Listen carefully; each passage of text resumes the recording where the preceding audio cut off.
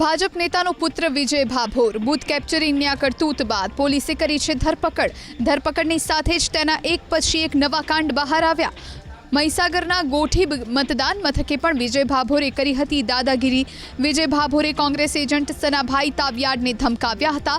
કોંગ્રેસ એજન્ટે તેની સામે ફરિયાદ નોંધાવી છે। વિજય ભાભોરની આ દાદાગીરીને લઈ રાજનીતિ ગરમાઈ છે।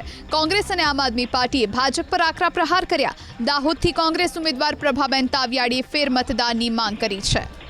સંતરામપુરમાં વિડીયો તમે જોયો છે એ અમે જોયો છે। અમે ખરાઈ કરીને હકીકત સાચી છે અને મતદાતાઓનો મતનો અધિકાર છીનવાઈ રહ્યો છે। લોકશાહીનું હનન થઈ રહ્યું છે।